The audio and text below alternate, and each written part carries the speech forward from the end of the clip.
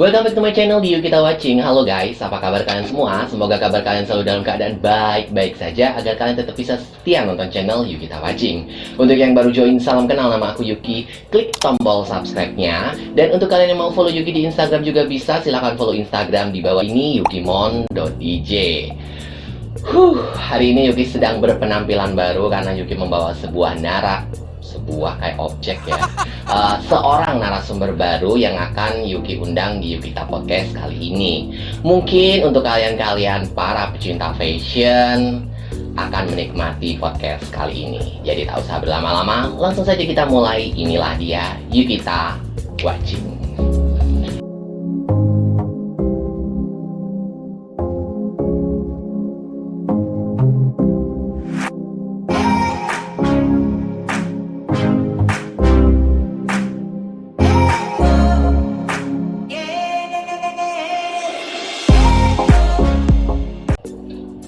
Fashion memang tidak pernah mati di kalangan manusia pada umumnya. Bahkan fashion ini semakin berkembang pada zamannya. Atau fashion bisa flashback ke zaman dahulu, seperti contohnya sekarang lagi booming-boomingnya atau lagi gencar-gencarnya fashion-fashion di tahun 90-an.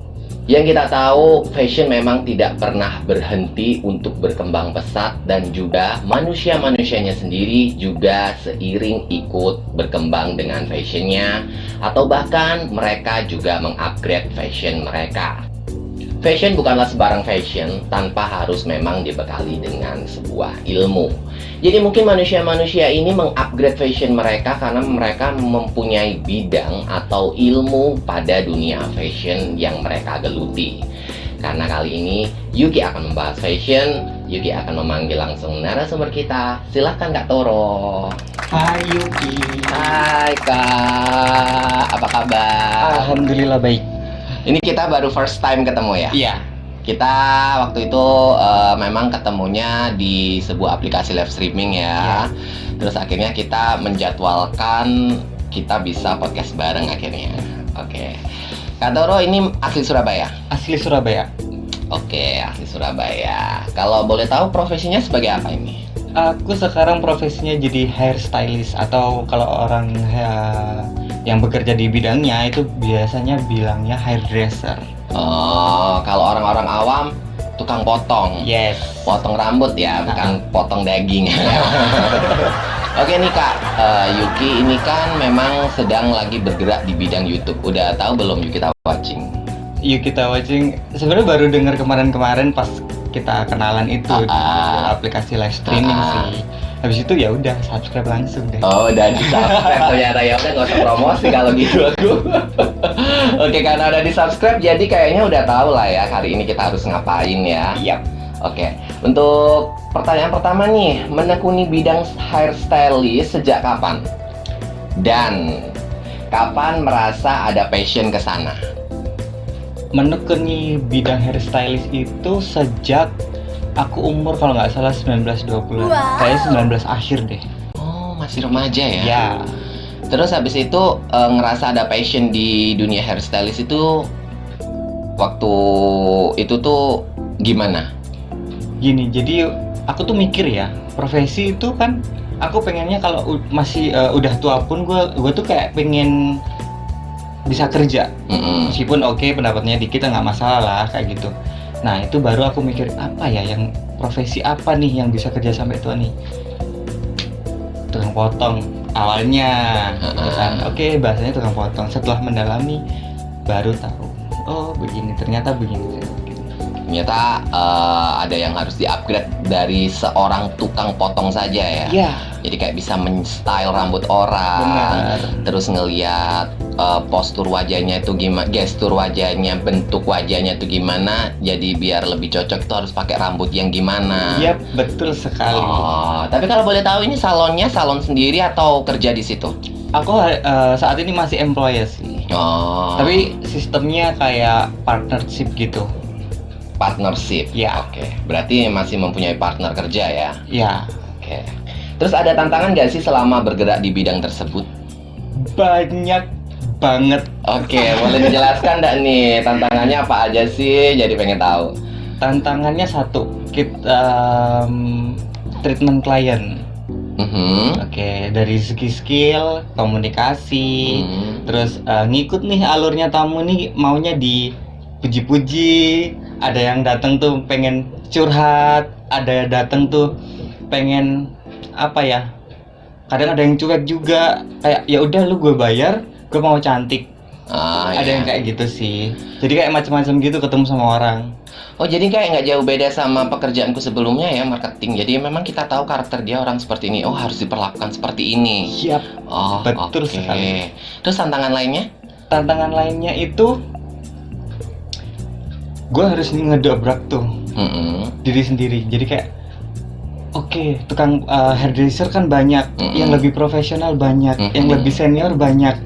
Tapi apa nih yang spesial nih dari seorang Toro nih apa gitu kan? Gue mikirnya gitu. Jadi kayak senjata rahasia ya? Yap. Tapi udah menemukan? Udah. Kalau boleh tahu apa? Karakter potongan itu nomor 1 tuh. Oh, karakter potongan. Jadi kayak, aduh, memang aku cocoknya di Toro walaupun di salon itu kayak lebih mahal dan lebih enak servisnya, tapi nggak cocok sama aku gitu. Oke, jadi itu bakal dicari-cari juga ya sama customer ya? Pasti dong. Terus ada lagi nggak tantangan lainnya? Sama ini, tantangannya sih belajar bahasa ya, karena kan bahasa Inggrisku tuh kayak ya tau lah kan nggak biasa pakai bahasa Inggris kan. Jadi waktu dapet yang harus pakai bahasa Inggris, lagi motong bule, lagi motong orang negro, itu tuh kayak kayak gitu kan. Aduh. Awalnya gitu, tapi lama-lama biasa sih. Jadi yang datang udah mulai dari mancanegara ya? Alhamdulillah ya, karena kan di tempat kerja aku yang sebelumnya dan yang sekarang itu memang salonnya kelasnya A+. Gitu. Oh, jadi naik ya? Iya. Kalau boleh tahu di salon mana itu? Jangan dong. Oh, oke. Kalau gitu yang penting di Surabaya ya? Di Surabaya. Nanti kalau bisa aku mampir ke sana ya? Boleh. Oke. Untuk visi dan misi mengembangkan bidang hairstylist ada nggak? Visi dan misi. Visiku itu apa ya? Pengen tuh orang Surabaya tuh. Kalau bisa orang se-Indonesia deh kalau datang ke Surabaya kan. Iya. Nah, itu bisa apa ya? Mereka tuh nggak harus potong ke luar negeri, harus berangkat ke sana, potong ke sana buat dapet potongan rambut yang bagus, desain rambut yang bagus, desain color yang bagus, kayak gitu tuh loh. Jadi Indonesia nih bisa kok gitu loh. Banyak kok ya orang yang bisa gitu. Tapi terutama harus mampir ke Surabaya ya, biar tahu. Ya nggak apa-apa sih kalau memang mau mengembangkan di Surabaya, biar kita tuh bisa membanggakan kota kita ya nggak sih. Karena orang-orang sama ini tuh kayak nyari Surabaya tuh emang nggak ada apa-apanya. Jadi kalau memang kalau ada tempat yang bisa buat mereka bangga, bisa buat mereka tergiur, pasti mereka bakal balik lagi ke Surabaya. Benar banget. Oke, semoga dengan adanya Kak Toro ini banyak banget orang-orang yang mau mampir ke Surabaya, dan kalian harus cobain potongan rambutnya atau mungkin stylist dari Kak Toronya. Ini udah melebarkan sayap kemana aja nih di bidang tersebut? Melebarkan sayap sih kalau kemana aja belum ya, karena aku belum punya perusahaan sendiri gitu. Tapi kalau untuk pengalamannya itu aku pernah belajar di luar negeri. Gitu. Di mana itu? Kebetulan di Thailand, tapi edukatornya itu dari Eropa, dari Paris. Oh, tapi Thailand tuh juga termasuk negara fashion sih menurut aku, kayak perkembangan fashionnya juga bagus. Jadi yang didapat di Thailand itu apa, kayak berupa sertifikat atau apa gitu? Sertifikat iya, terus pasti kan kalau sertifikat itu pasti. Terus habis gitu pengalaman, terus di sana juga waktu itu aku diajarin buat bagaimana caranya kamu membangun perusahaanmu kayak gitu. Terus maintenance perusahaannya bagaimana kayak gitu. Itu kalau boleh tahu, waktu di Thailand itu kayak sejenis les atau kayak ya pengen berangkat sendiri terus mencari guru atau gimana? Itu aku alhamdulillah ya bersyukur banget dapat beasiswa dari perusahaan yang lama. Gitu. Jadi di perusahaan itu ada sistem bahwa kalau pegawai-pegawai atau karyawannya yang ada semangat, dia pintar, kan itu harus lolos tes juga kan. Jadi waktu itu alhamdulillah dapat. Tapi sering gagal juga sih di percobaan tes yang awal-awal tuh gitu. Tapi nggak nyerah lah ya. Nggak. Bagus kalau emang nggak nyerah. Kalau menurut Kak Toro sendiri, aku cocok nggak sih dengan stylist rambut Korea gitu? Cocok aja karena kan Yuki tuh gini loh, mukanya kan nggak usah oplas gitu guys ya, nggak usah oplas, dia udah panjang tuh, udah tirus tuh. Gue sama dia aja tuh tirus dia loh. Ini aja juga udah ciptaan dokter. Oh bener? Iya. Oh ya, nggak ngerti lah ya ternyata. Tapi bukan kayak meniruskan sih. Dulu aku kayak punya cara gimana biar bisa tirus, karena dulu juga korban bullying pada saat sekolah. Oke. Jadi ya nggak mau lah dibully-bully lagi. Nih, cita-cita terbesar yang belum tercapai sampai saat ini di bidang tersebut apa nih? Cita-cita terbesar banyak sih. Satu, belum punya perusahaan sendiri. Nah itu sih paling itu aja sih. Itu Pengennya dulu ya. Itu dulu, saat ini sih pengennya itu dulu. Simple tapi kayak berjuang banget buat dapetin itu. Iya dong, karena kan kondisi pandemi begini Iya, ya kan. apalagi pandemi ya. Aku juga jujur waktu udah PSBB ya, jadi udah ke PPKM. Itu kayak waktu itu rambutku sempat panjang, mau potong aja juga takut karena kan guntingnya juga bekas dari motong orang yang kita nggak ngerti dia terpapar COVID atau enggak, Iya, betul. kursinya gitu kan. Jadi kayak memang pandemi ini ya semoga cepat selesai lah ya, biar Iya, bisa amin. lancar, karena ini nggak cuma merugikan perusahaan yang bergerak di bidang F&B, yang bidang shopping, tapi memang untuk kayak barbershop, salon itu memang juga bisa kena dampaknya sih ya. Oke, untuk pandangan orang awam nih, melihat seorang pria bergerak di hairstylist itu gimana menurut Kak Toro sendiri? Kalau aku sih orang awam tuh gimana ya, mandangnya tuh kayak ya nggak cocok aja gitu loh. Kayak ya laki itu harus kayak angkat-angkat, Kerja di bengkel gitu kan, kerja berat gitu kan. Ya kan apa ya, kalau aku bilang ya rezekinya di situ, mau gimana dong. ya benar.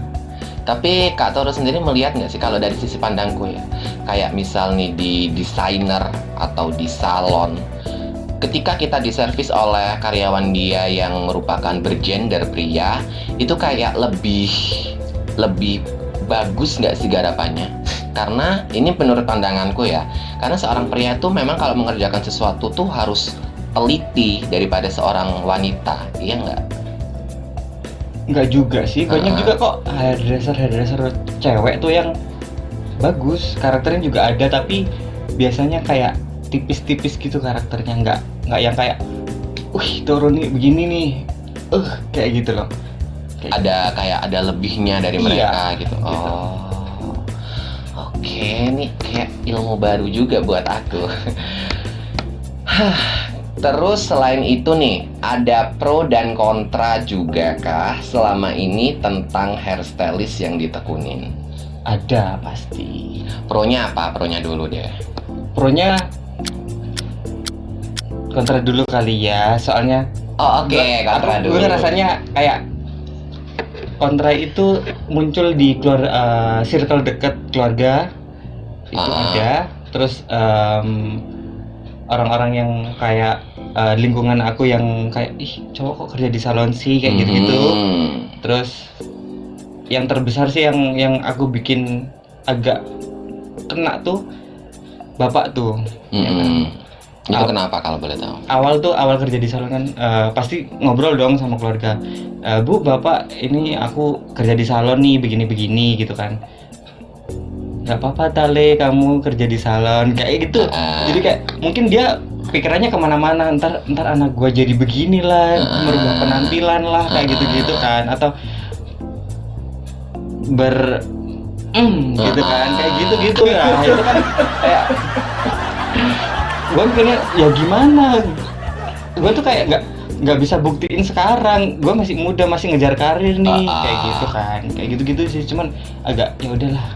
Jadi kontra terbanyak itu memang dari keluarga sendiri dulu. Dari keluarga sendiri dulu. Kalau dari lingkungan orang umum? Lingkungan orang umum tuh kayak gini. Pernah kan waktu itu bikin SKCK tuh di Pak RW tuh, pengalaman nih, gitu kan. Itu kayak, loh mas, kerja di mana? mau kerja di salon pak, aku bilang gitu. Loh kok di salon? Loh kenapa pak? Gitu. Enggak, soalnya biasanya kan yang kerja di salon tuh cewek-cewek semua gitu kan. Terus ya udah, gue nggak jawab sih, cuman iya pak gitu-gitu doang. Iya pak, rezekinya di situ kayak gitu. Oke, kalau pronya? Pronya pada saat aku bisa beliin rumah orang tuaku, itu mereka kayak langsung oke, terusin perjuanganmu nak, terusin gitu. Emang nggak memungkiri sih kalau udah nunjukin materi itu orang tua bakal percaya, itu nggak memungkiri, aku juga gitu. Sama ya ternyata ya. Kalau udah ada bukti nyata dari sebuah materi, pasti orang tua bakal support about you. Terus kalau boleh tahu itu membelikan rumah ya tadi? Beli, tapi mungkin masih proses KPR sih. Udah beberapa tahun jalan. Itu juga hasil keringat dari bidang hairstylist. Bidang hairstyle pure dari sana. Aku saat ini juga lagi ngejar rumah juga dari bidang live streaming. Amin. Semoga kesampaian ya. Amin amin. Terus ada pro yang lain nggak dari kayak, kan tadi dari keluarga udah tuh karena udah adanya materi. Sekarang dari orang umum nih. Dari orang umum. Ini agak sebel sih sebenarnya. Kenapa? Kayak kamu kerja di sini ya? Postinganmu bagus loh rambutnya. Temen-temen nih pada mau dong dipotong gratis, mau dong kayak gitu-gitu. Aduh. Mohon maaf nih ya temen-temen ya gitu kan. Mungkin kalau diskon oke lah ya. Iya. Kasih murah lah harganya. Iya. Harga teman. Gitu. Tapi kalau gratis jangan dong. Iya loh, soalnya gini ya, karena yang namanya temen kan pasti support temennya. Ketika temennya udah punya usaha atau bekerja di bidang mana yang cocok sama dia, ya namanya temen support, ya kenapa sih harus minta harga teman gitu loh. Ya udahlah, bantu temennya biar dia juga punya penghasilan sama seperti mereka, ya nggak sih? Kalau gitu barter deh. Ya, barter, benar. Nah, terus ada yang kayak gini Kak Toro, aku bisa kasih tips aja nih. Kalau misal ada temen yang minta harga temen, kasih yang lebih mahal. Iya, harusnya gitu. Kasih yang lebih mahal dengan alasan, dengan reason yang karena aku akan menservismu lebih daripada tamu-tamu pada umumnya. Karena aku lebih percaya kamu. Iya bener. Kenapa gue nggak kepikiran ya? Itu yang harus dipakai. Nah, jadi mereka kalau emang mau menghargai temen, dia juga akan menghargai lebih, melebihi dari orang-orang pada umumnya. Iya. Kok gue kepikiran sekarang lo ketemu lo sih, Yuki. Ya itu tips yang harus dipakai sih emang, benar-benar. Karena yang namanya teman tuh pasti support apapun yang dilakukan sama temannya. Terima kasih Yuki. Ya udah, cukup itu saja ya podcast kita hari ini, singkat tapi menambah ilmu. Aku juga nambah ilmu, mungkin Kak Toro juga nambah ilmu dari Yuki. Jadi untuk kalian yang suka dengan videonya, jangan lupa di like, jangan di dislike jika kalian tidak suka dengan videonya. Dan Yuki juga tak pernah lupa untuk mengingatkan kalian klik tombol subscribe-nya dan nyalakan lonceng notifikasinya agar kalian selalu update dengan video-video terbaru dari Yuki Tawaching. Untuk kalian yang mau request konten podcast lainnya, kalian bisa langsung kirimkan di kolom komentar atau kalian juga bisa kirimkan di email yukita.request@gmail.com. Saya Yuki dengan Instagram yukimon.dj dan Kak Toro dengan Instagram Toro_hairmate. R-nya 2 ya. Oke, nanti Yuki tuliskan di sini ya. Jadi cukup itu aja. See you next video. Thank you.